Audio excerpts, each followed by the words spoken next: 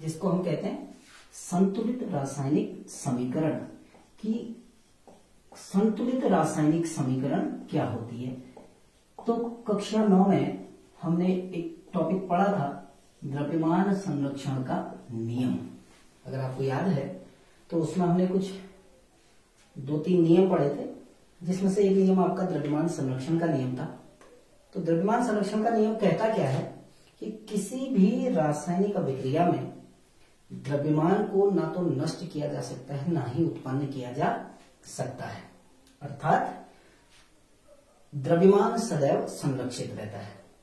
तो उसी द्रव्यमान संरक्षण के नियम को इन रासायनिक अभिक्रियाओं में लागू किया जाता है।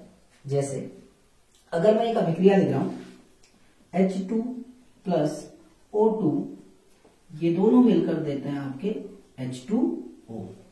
अब अभी हमने इससे पहले वाली वीडियो में बात की थी, ये हैं आपके अभिकारक, हाइड्रोजन और ऑक्सीजन आपके कहलाते हैं अभिकारक, और जल आपका कहलाता है उत्पाद। तो द्रव्यमान संरक्षण का नियम कहता है कि किसी संतुलित रासायनिक समीकरण में अभिकारकों का जो कुल द्रव्यमान होगा वो सदैव उत्पाद के द्रव्यमान के बराबर होगा। यानी इन दोनों का द्रव्यमान हमेशा बराबर होना चाहिए। अर्थात रासायनिक परिवर्तन होने से पहले का कुल द्रव्यमान और रासायनिक परिवर्तन होने के बाद का कुल द्रव्यमान हमेशा बराबर होना चाहिए। अब हम चेक करते हैं कि क्या इनमें इन दोनों का द्रव्यमान बराबर है या नहीं है। अब द्रव्यमान ज्ञात करने के लिए आपको कक्षा 9 में बताया गया था कि अणुभार कैसे निकालते हैं। ठीक, तो हमें पता है कि जो हाइड्रोजन है, हाइड्रोजन का परमाणु भार 1 होता है। ये आपने याद किया होगा कक्षा 9 में, हाइड्रोजन का परमाणु भार 1 होता है। और चूंकि हाइड्रोजन के 2 परमाणु हैं तो 1 गुणा 2 अर्थात इसका अणुभार हो गया 2। ऐसे ऑक्सीजन के 1 परमाणु का भार होता है 16। चूंकि ऑक्सीजन के 2 परमाणु हैं तो 16 गुणा 2 अर्थात 32। अब आप देखो अभिकारकों का कुल द्रव्यमान कितना हो गया, 2 धन 32 बराबर 34।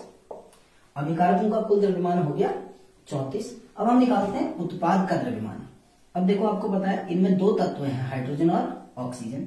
हाइड्रोजन का परमाणु भार 1 होता है, लेकिन हाइड्रोजन के कितने परमाणु हैं, 2।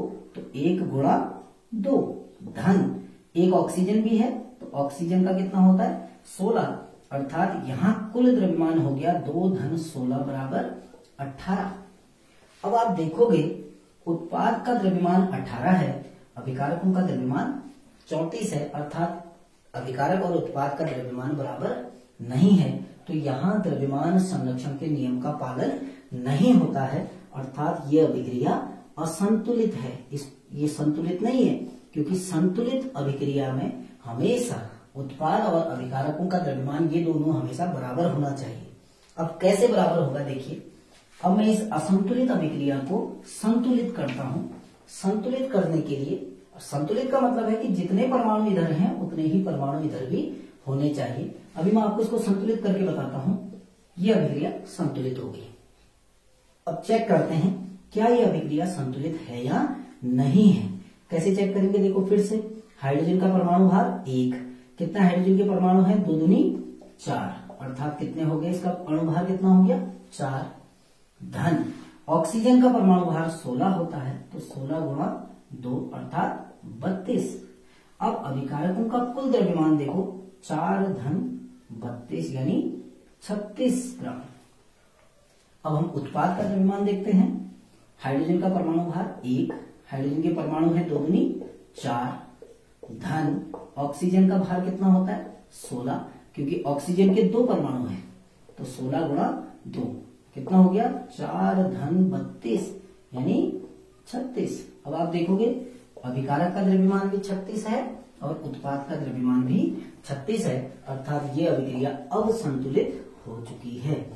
तो हमेशा जब भी हम रासायनिक अभिक्रिया लिखते हैं तो हम संतुलित रासायनिक अभिक्रिया लिखते हैं। इससे पहले जो लिखी थी वो असंतुलित थी। क्यों थी, क्योंकि अभिकारक और उत्पादों का द्रव्यमान बराबर नहीं था। लेकिन क्योंकि हमने इसको संतुलित किया और अभिकारक और उत्पादों का द्रव्यमान बराबर किया, और ये अभिक्रिया आपकी एक संतुलित रासायनिक अभिक्रिया है। अगली वीडियो में मैं आपको बताऊंगा कि किस तरीके से हम इन अभिक्रियाओं को संतुलित करते हैं। Thank you.